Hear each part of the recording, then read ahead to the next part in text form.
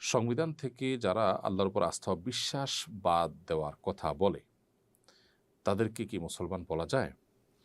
কোনো ব্যক্তি যদি নিজেকে মুসলমান দাবি করার পরও তিনি সংবিধানে আল্লাহর প্রতি আস্থা এবং বিশ্বাস রাখার বিরুদ্ধে অবস্থান নেয়, তিনি যদি বলেন যে না এটি রাখা যাবে না, তাহলে অবশ্যই তার ঈমান নিয়ে সংশয় এবং সন্দেহ দেখা দেয়। তার এই বলাটার মধ্যে তিনি যদি ব্যাখ্যা করেন যে এটা আমার বিশ্বাসের জায়গা ঠিক আছে, বাট আমি চাই না সংবিধানে থাকুক সেটা এই যুক্তিতে, তাহলে সেক্ষেত্রে তিনি গোমরাহ এবং পথভ্রষ্ট, পাপিষ্ঠ, এতে কোনো সন্দেহ নেই। আর যদি তিনি এই আস্থা এবং বিশ্বাস নাই বা এটা এখানে রাখা অনর্থক, অপ্রয়োজনীয় বা না রাখা উচিত এরকম অ্যাগ্রেসিভ হন তিনি এবং তার বিশ্বাসই যদি এরকম হয়, তাহলে তিনি কাফের এবং মোরতাদ হিসাবে বিবেচিত হবেন, ইসলাম থেকে খারিজ হয়ে যাবেন। খুবই জঘন্য একটি বিষয়। তো এই জন্য একজন মুসলমান আসলে এই জায়গাটাতে অবস্থান করতে পারেন না।